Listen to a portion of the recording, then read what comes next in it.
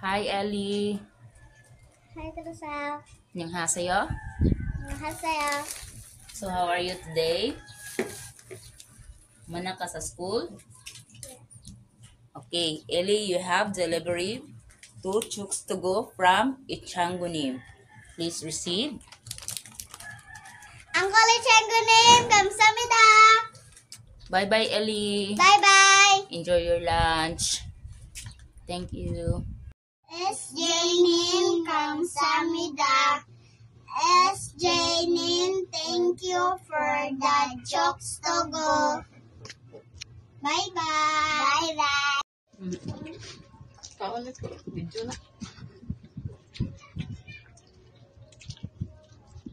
Airplane, airplane, asa tuga.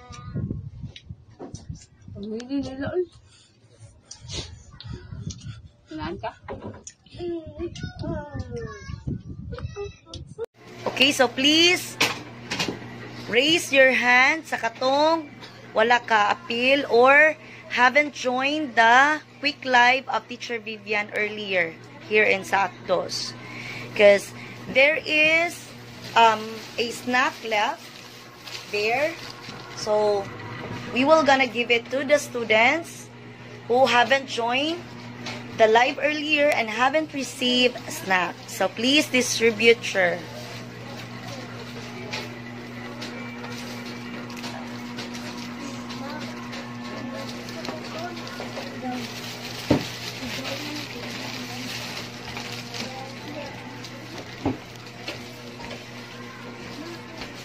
Okay.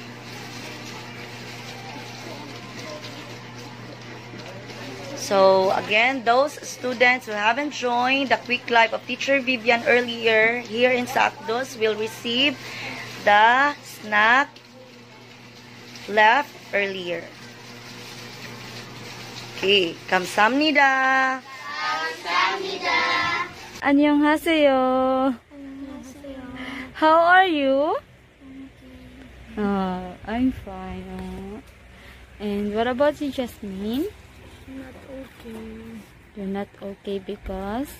I have toothache and at the same time allergies here and here. Oh, toothache yan. Nasad kay allergy? Asa ka allergy?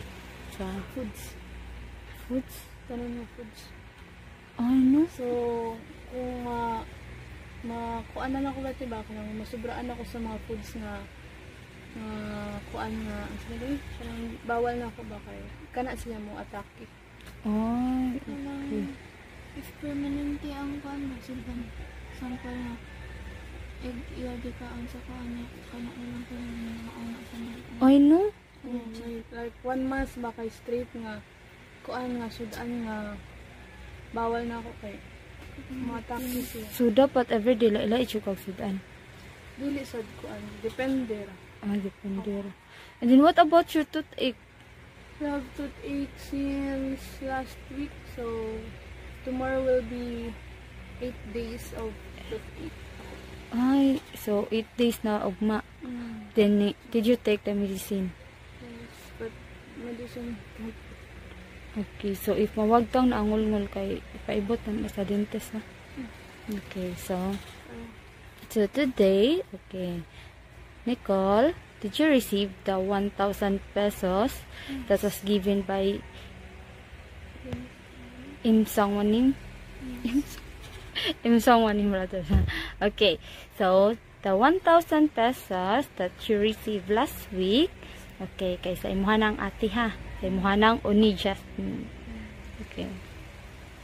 So, the 1,000 pesos that you received, that is from Im Songwanim as your birthday gift. Imsanganim, 안녕하세요. 감사합니다. Okay. 감사합니다. Bye-bye. Bye-bye, Nicole. Okay, so pahuway ka ha. Okay. Sige. Bye-bye. 안녕하세요. Uncle Ichangunim, thank you for giving us money to buy chooks to go, and we also buy soft drinks and pork sinigang. Once again, Uncle Uncle Ichangunim, kamsamida. Kamsahamnida.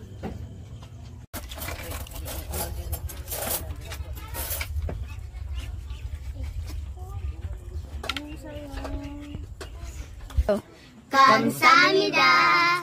Bye-bye. Students, good evening. Atong i-continue ang gahapon na wala na to na chikan. So atong po siyang ibalik o discuss gamay.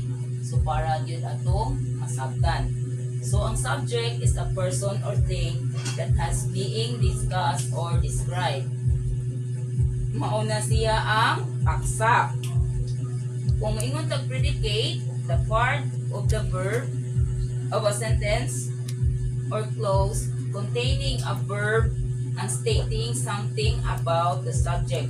So, ang predicate ko no or panakuri, mao siya'y istoryahan, mao'y kuan sa subject. So, here sa atong gi-exam last night, number 1, the horse likes to eat hay. Unsa man siyang hay?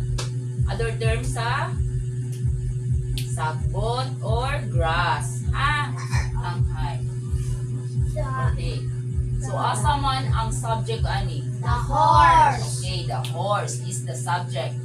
So, ang predicate, Likes to eat hay. always remember sa predicate na adyo siya containing nga verb.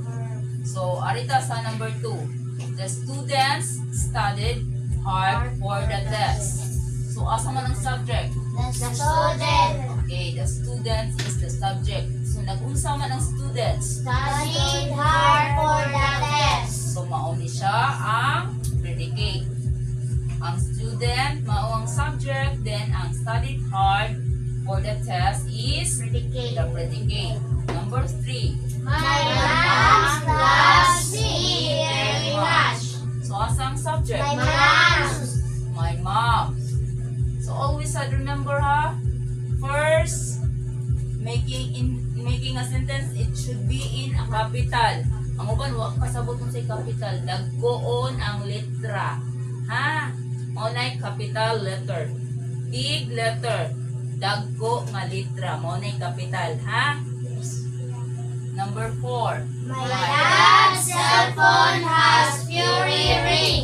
So, asa man ang subject? My dad's My dad's cell phone has fury.